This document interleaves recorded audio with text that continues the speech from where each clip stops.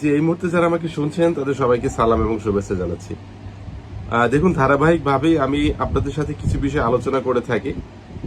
আপনাদের যেমন কিছু প্রশ্নের জবাব দিয়ে থাকি, তেমনি কিছু নতুন এবং আইনগত বিষয় নিয়েও বা আইনের যে আপডেটগুলো আছে সেই বিষয়গুলো শেয়ার করে থাকি। তো আজই আপনাদের বেশ কিছু প্রশ্ন এবং আপনাদের একটি বিষয় যেটা আমি ইতিপূর্বে আপনাদেরকে জানিয়েছিলাম বিষয়টা সম্পর্কে আলোচনা করার জন্য।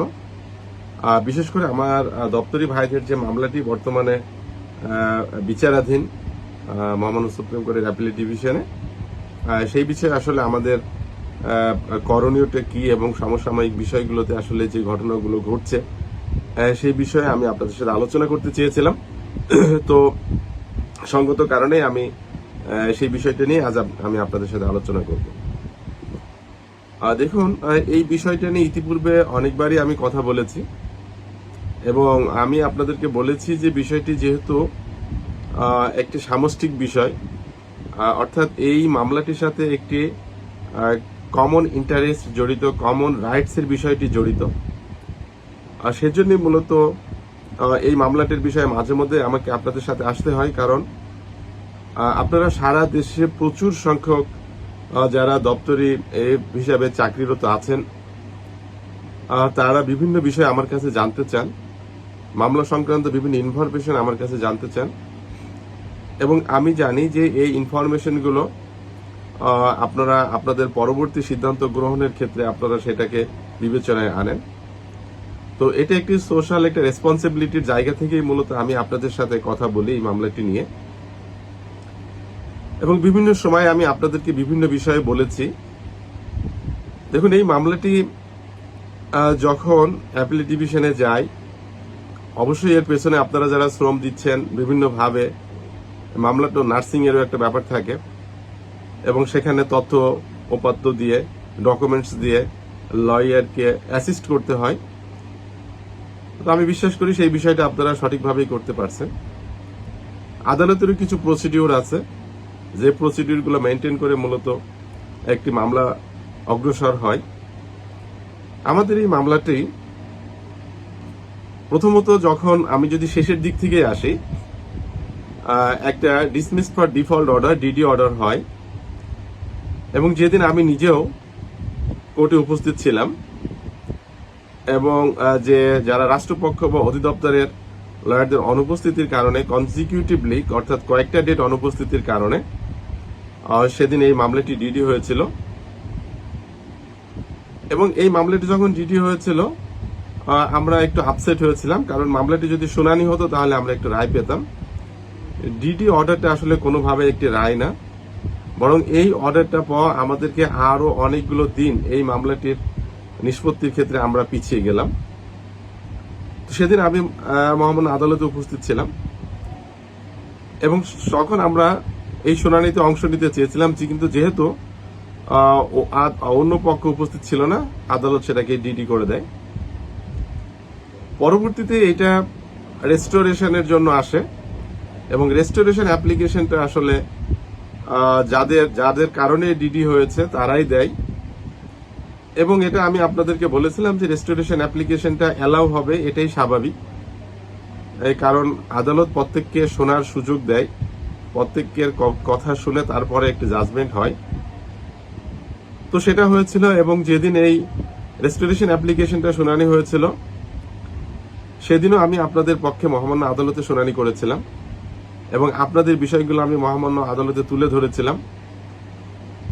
পরবর্তীতে এটা রেস্টোরটা অ্যালাউ হয় এবং পদ্ধতিগতভাবেই বিষয়টি চেম্বার জজে আসে এবং সেখান থেকে আবার ফিক্স হয়ে 23-11 তারিখে ফিক্স করে দিয়েছে মাননীয় চেম্বার জজ, এটা ফুল কোর্টে হিয়ারিং এর জন্য 2 নম্বর কোর্টে।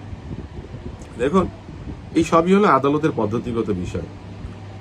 তো আদালতের পদ্ধতিগত বিষয় সম্পর্কে যখন আসলে কথা বলতে হয়, আমরা যারা আইন পেশায় জড়িত আছে আমাদেরও অনেক সতর্কতার সাথে কথাবার্তাগুলো বলতে হয়, কারণ এটা সাধারণ 8-10টা বিষয়ের মতো নয়।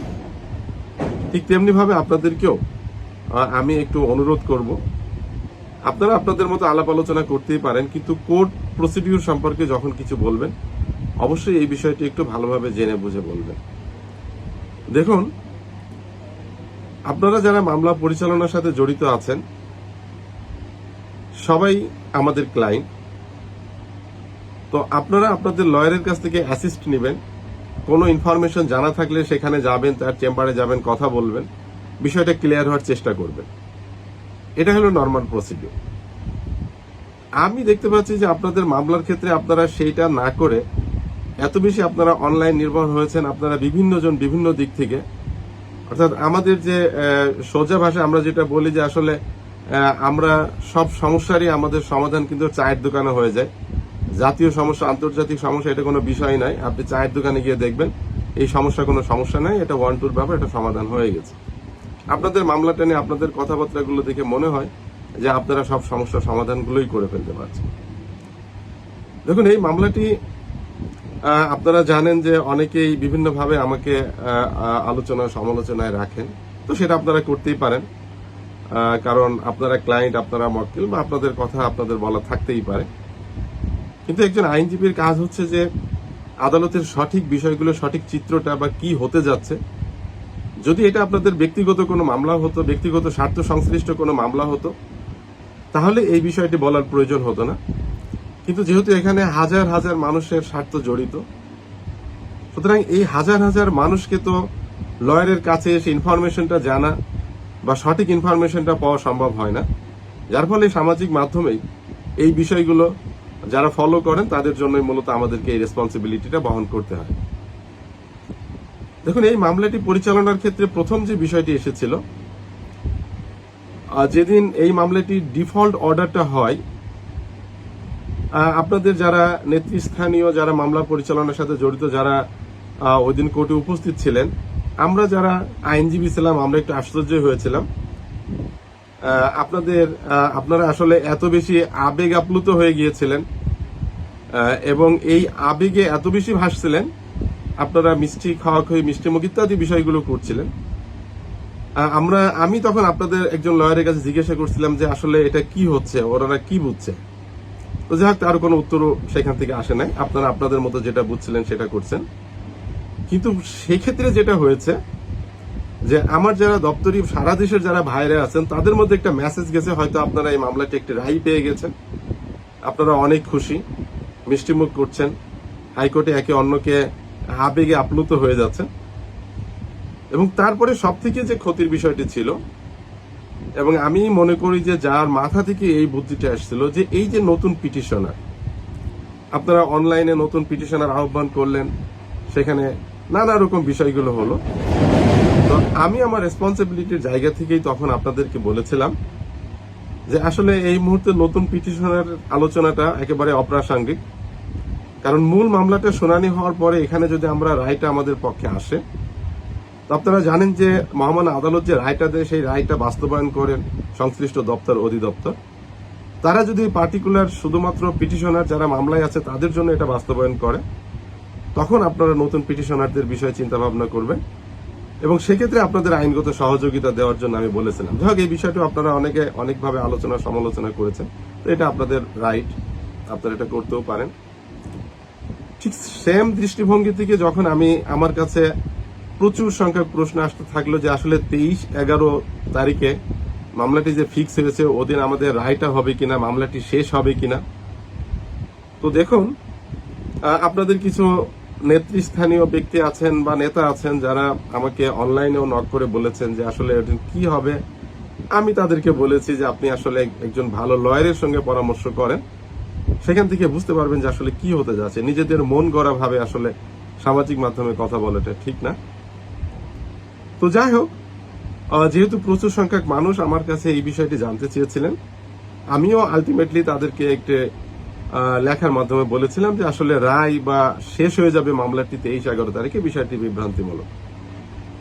আসলে এই বিষয়টি বিভ্রান্তিকর, কারণ একটি মামলা কিভাবে কখন শেষ হয় এবং কোন কোন স্টেপের পরে শেষ হয়, এই বিষয়টি আসলে ঠিক ওই চায়ের দোকানে বসে সব সমস্যার সমাধান দেওয়ার মতো আসলে না। এটা অত্যন্ত পদ্ধতিগত একটা বিষয় এবং এই পদ্ধতিগত বিষয়টি জানতে হলে অবশ্যই আপনাকে আপনার সংশ্লিষ্ট আইনজীবীর সাথে অথবা যারা এই রূপ কাজের সাথে বা এই প্র্যাকটিসের সাথে জড়িত তাদের সঙ্গে আপনাকে পরামর্শ করতে হবে। না হলে আপনার একটা ভুল ব্যাখ্যা চলে যাবে। আলটিমেটলি যখন মামলাটি ফিক্স হয়, এই মামলাটি আমরা যেহেতু আমরা এখানে রেসপন্ডেন্ট পক্ষ আছি, পিটিশনার রাষ্ট্রপক্ষ আছেন, আমরা তো হিয়ারিং এর জন্য সবসময় প্রস্তুত থাকি। তো অপর পক্ষ যদি প্রস্তুত হয়, একটি শুনানি হয়তো নেন, কোর্ট যদি এটাকে কনভিন্স মনে করেন বা একটা শুনানিতে যদি কোর্ট মনে করেন যে ইটস এনাফ, তাহলে হয়তো কোর্ট পরবর্তী প্রসিডটা গ্রহণ করেন, অথবা এই বিষয়টা আরো কোনো কোয়ারিজ থাকলে সেই কোয়ারিজ গুলো গ্রহণ করে থাকে। তো আমি আপনাদের শুধুমাত্র এতটুকু আহ্বান জানাবো যে যেহেতু মামলাটি এখন পর্যন্ত বিচারাধীন এবং এই মামলাটি নিয়ে আপনারা অনলাইন অফলাইনে যেভাবে আপনাদের খরচের বিভিন্ন পর্যায়ে, এবং আনফরচুনেটলি আমরা দেখতে পেলাম যে আপনারা কোর্টের যে খরচগুলো বা লিস্টে আনার জন্য যে খরচগুলো করেন, এই বিষয়টা কিন্তু অ্যালার্মিং। কারণ কোর্টে আপনি লয়ারের ফিস নিয়ে কেউ কথা বলবে না, এটা যে কোনো পর্যায়ে যে কোনো ধরনের বা যে কোনো পরিমাণের হতে পারে। কিন্তু কোনো কোর্ট স্টাফের সাথে যদি আপনি কোনো লেনদেন করেন এবং সেটা যদি আপনি ওপেনলি বলেন, তো এটা কিন্তু একটু অপরাধ, কারণ এই লেনদেনটাই অবৈধ। তো যাই হোক, আমি এই বিষয়টা বেশি বলবো না। নিশ্চয়ই আপনারা যারা শুনছেন তারা বুঝতে পারবেন যে আপনারা কি করেছেন বা কি আপনারা সামাজিক মাধ্যমে পোস্ট করেন। এই বিষয় সম্পর্কে আপনারা সতর্ক থাকবেন। আমি আমার সাধারণ দপ্তরি ভাইদেরকে বলবো যে আপনাদের নেতা বা কমিটি বা যে যাই বলুক না কেন, আপনারা ভরসা রাখবেন। যদি আপনাদের দেন দরবারের হিসাবে কমিটি বা তারা কোনোভাবে সিদ্ধান্ত নাও নিতে পারে, বা যদি তারা কোনোভাবে এখানে মামলা পরিচালনায় নাও থাকতে পারে, তো আমি আপনাদের পাশে আছি। আমি ছোট্ট মানুষ, আমি আমার এই সীমাবদ্ধতার মধ্য দিয়েই, এই অভিজ্ঞতার মধ্য দিয়েই আপনাদের এই মামলা নিষ্পত্তির জন্য সর্বোচ্চ পর্যায়ে এবং শেষ পর্যন্ত আমি আপনাদের পক্ষে থাকবো এবং আমি এই মামলা পরিচালনা করে যাব। এই আশ্বাস আমি আপনাদেরকে দিতে পারি। আমি আবারও বলবো যে আসলে আইনগত বিষয়ে যখন আপনারা কথা বলবেন, তখন একটু সতর্কতার সাথে কথাগুলো বলবেন, কারণ এটা 8-5টা সমস্যা সমাধানের মতো নয়। এবং কোর্টের যখন সাবজুডিস ম্যাটারে কথা বলতে হয়, তখন আরো সতর্ক থাকতে হয়, কারণ এখানে পদ্ধতিগত বিষয়গুলো জানার পরও আইনি বিষয়গুলো বলতে গিয়েও আমাদেরকেও অনেক সতর্ক থাকতে হয়। তো আশা করি যে আপনাদের সমস্ত প্রকার কনফিউশন আপনারা দূর করতে পারলেন, এবং আপনাদের মামলার যে বিষয়গুলো আছে আমি আছি আপনাদের সাথে, আমি থাকবো আপনাদের সাথে, এবং তখন আমি প্রকৃত অবস্থাটা আপনাদেরকে জানিয়ে দেব যে আসলে আমাদের কি হতে যাচ্ছে এবং আমরা কোন পর্যন্ত এসে পৌঁছাইতে পারলাম। তো সবাই ভালো থাকবেন, সুস্থ থাকবেন। ধন্যবাদ সবাইকে।